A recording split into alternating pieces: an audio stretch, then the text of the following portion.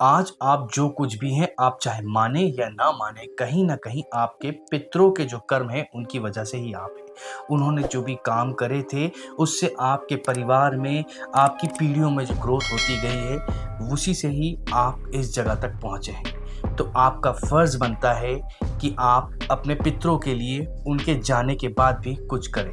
हिंदू धर्म में ऐसी मान्यता है कि जब कोई मर जाता है तो इसका मतलब यह नहीं है कि वो ख़त्म हो जाता है, बल्कि उसकी आत्मा पितृलोक में जाती है और उसके बाद भी आपकी जो धरती लोक पर है उनकी कुछ ज़िम्मेदारी बनती है कि वो अपने पितरों के लिए कुछ दान करें, कुछ क्रियाएँ करें। इसके लिए हिंदू धर्म में 16 श्राद्ध आते हैं। आप इन 16 श्राद्ध में अपने पितरों के लिए उनका श्राद्ध करते हैं, उनके लिए भोग निकालते हैं, उनको जल देते हैं। इससे ही पितृलोक में आपके पितरों की तृप्ति होती है। इसके अलावा एक चीज़ और बताई गई है हिंदू धर्म में कि आप अपने पितरों का गया जी में अगर पिंडदान कर देते हैं तो उनको वहां पर पूर्ण तृप्ति मिल जाती है। इसके बाद आपको श्राद्धों में किसी भी तरह के कार्य करने की आवश्यकता नहीं है। बस आप चाहें तो आप ब्राह्मणों को भोज करा सकते हैं या अपने पितरों के नाम पे कुछ दान कर सकते हैं, जिससे वह आपको आशीर्वाद देंगे। तो ये पिंडदान कैसे करा जाता है और कहाँ करा जाता है? यह पिंडदान करा जाता है गया जी में, और इसको करने की एक विधि होती है।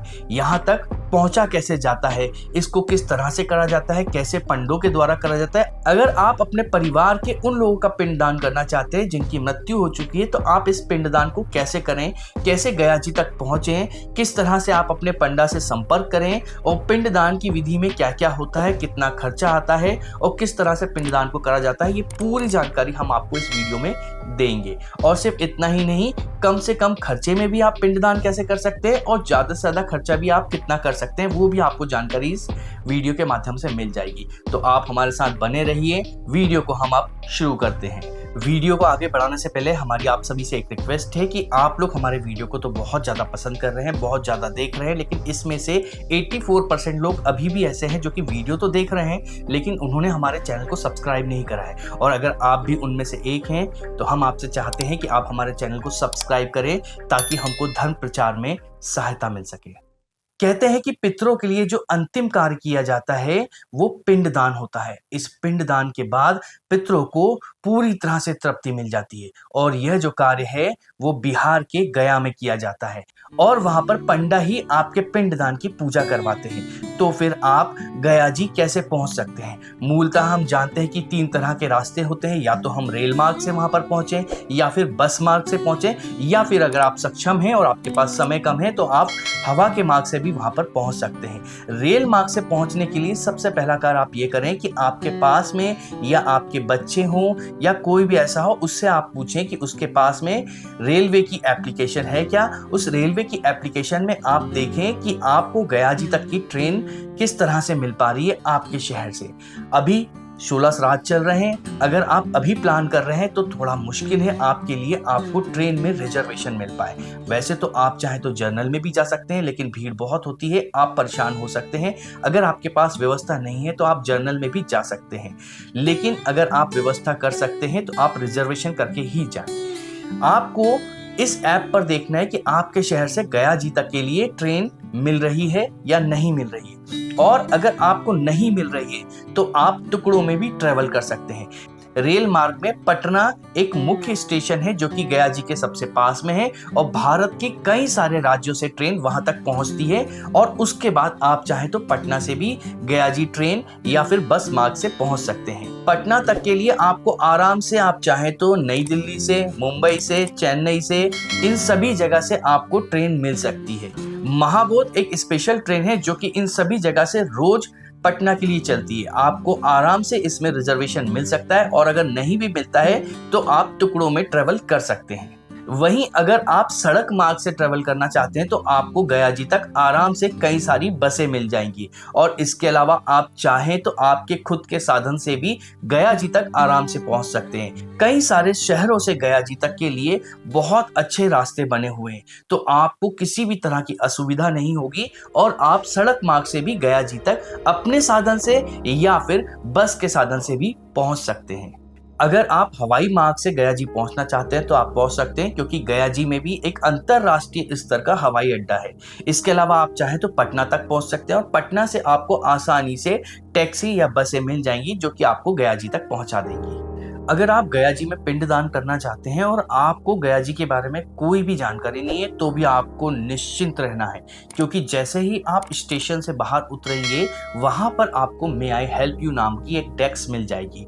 वहां पर पहुंचने के बाद वहां के जो अधिकारी हैं आप उनसे मदद मांगे तो वो आपको एक बुकलेट उपलब्ध करवाएंगे। इसके अलावा वहां पर किस तरह के होटल हैं, किस तरह की लॉज है, किस बजट में किस तरह के होटल आपको मिल जाएंगे, कब कहाँ पहुंचना है, कैसे पिंडदान की विधि होगी, किस तरह के पंडाओं से मिलना है, उन सब की जानकारी आपको बहुत आसानी से मिल जाएगी। यदि आप किसी भी कारण से मे आई हेल्प यू डेस्क से मदद नहीं ले पा रहे हैं तो भी आपको चिंता करने की जरूरत नहीं है, क्योंकि आप स्टेशन से बाहर निकलिए और मात्र 20 से 50 रुपए के आसपास में आपको ऑटो रिक्शा मिल जाएगी जो कि आपको विष्णुपद मंदिर तक पहुंचा देगी। और वहां पर आप संवाद सदन समिति से जाकर संपर्क करें, वो लोग आपकी पूरी तरह से मदद कर देंगे। कहाँ रुकना है, कैसे खाने की व्यवस्था होगी, कहाँ आपको पूजा करने जाना है, वो पूरी जानकारी आपको दे देंगे।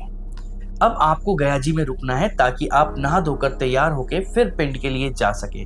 तो आप कहाँ पर रुके? तो गया जी में कई सारे होटल अवेलेबल हैं जहां पर 2000 से लेके 4500 रुपए के बीच में आपको बहुत अच्छे कमरे मिल जाएंगे। लेकिन अगर आपके पास में इतनी व्यवस्था नहीं है तो भी आपको चिंता करने की जरूरत नहीं है, क्योंकि वहां पर सरकार द्वारा कई सारे टेंट लगाए जाते हैं। सिर्फ इतना ही नहीं, स्कूलों में भी जो जगह होती है लोगों के लिए ठहरने के लिए इन 16 श्राद्ध के समय व्यवस्था करी जाती है।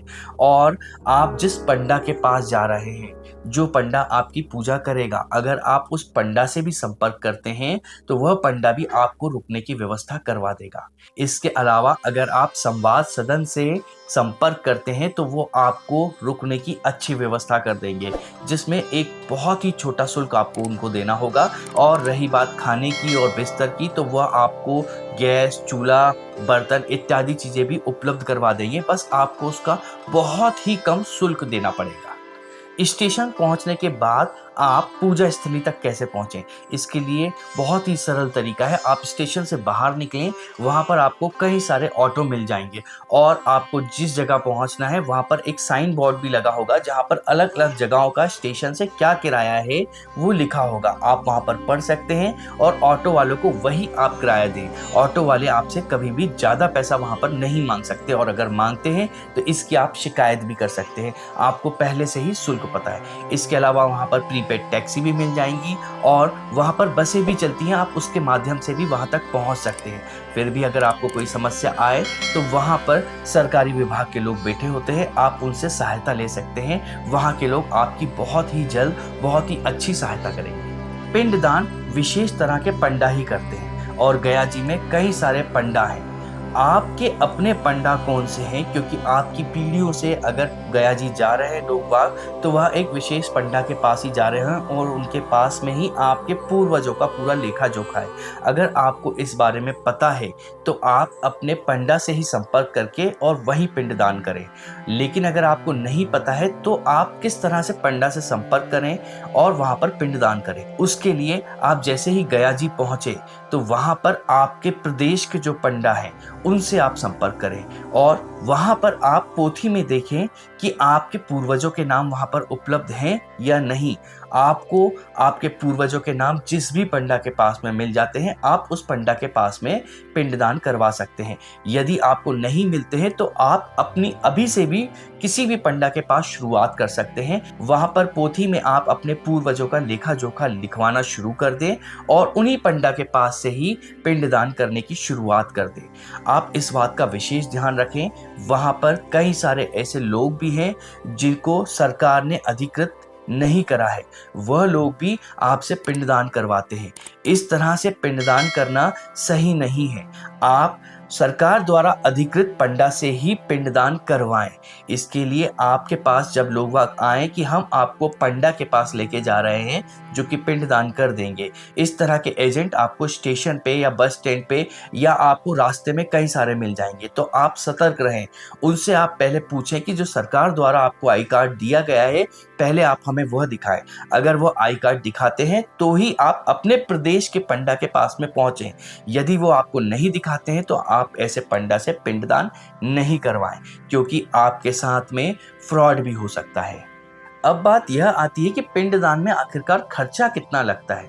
हमने हमेशा यही सुना है कि अगर आप इन पंडा के पास गए तो ये पंडा आपको लूट लेंगे, लेकिन ये पुरानी बात हो गई है। अब ऐसा नहीं है। सरकार ने कई सारी नीतियां बना दी गई हैं और इन पंडाओं ने भी अपनी समिति बनाई है जिसमें यह निर्धारित कर दिया गया है कि यह लोग आपसे कितना खर्चा लेंगे। अब वह बात नहीं रही जो कि पहले थी कि पंडा लोगों को लूट लिया करते थे, और वो भी कुछ पंडा ऐसे थे जो कि लोगों को लूटते थे और उन्हीं की वजह से सारे पंडा बदनाम हो गए। यदि आप अपने पंडा से संपर्क करते हैं और उनको आप अपनी आर्थिक स्थिति बताते हैं तो यह पंडा आपकी आर्थिक स्थिति को देखते हुए भी आपको खर्चा बता देंगे कि कम से कम कितने खर्चे में भी आप पिंडदान कर सकते हैं, क्योंकि यह उन पंडा के लिए भी एक बहुत पुण्य का काम है। परंतु अगर आप सक्षम हैं तो आप जो पूजा हो सकती है वही पूजा पूरी करवाएं। इसमें लगभग 1100 से लेके 2100 रुपए के आसपास में खर्चा आता है। यदि आपके पिंडदान की पूजा कुछ विशेष है तो इसमें 17,000 से लेके लाखों तक का भी खर्चा आ सकता है। ऐसा इसलिए है क्योंकि यह पूजा 1 दिन, 5 दिन और 17 दिन तक भी चल सकती है। तो इस बात पे निर्भर करता है कि आप किस तरह का पिंडदान करवाना चाह रहे हैं। अगर आप 1 दिन का ही पिंडदान करवाना चाहते हैं तो मैंने आपको वहां पर कितना खर्चा आएगा यह बता दिया है। साथ ही पिंडदान में आपको कुछ सामग्री की भी आवश्यकता पड़ती है।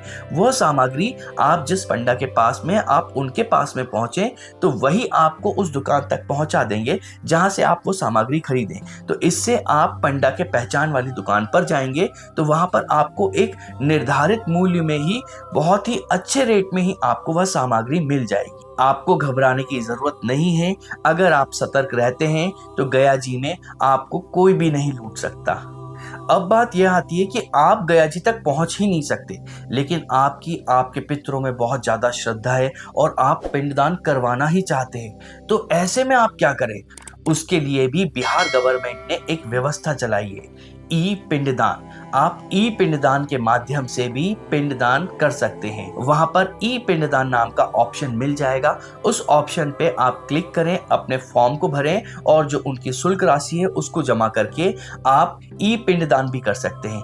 जब भी आप ई पिंडदान करेंगे तो वहां पर पिंडदान की जो पूरी विधि होगी वह पूरी विधि आपको ऐप के थ्रू वीडियो के माध्यम से दिखाई जाएगी। आप इसके द्वारा भी ई पिंडदान कर सकते हैं और जो इसका शुल्क है वो टोटल मिला के 23,000 रुपए पड़ता है, जो कि आपको बैंक के माध्यम से जमा कर देना है। आपके पितरों ने आपके लिए बहुत कुछ करा है। अब समय है कि आप अपने पितरों के लिए भी कार्य करें, उनके लिए पिंडदान करें। पिंडदान करने से उनको तृप्ति मिलती है और वो आपको बहुत सारा आशीर्वाद देकर जाते हैं।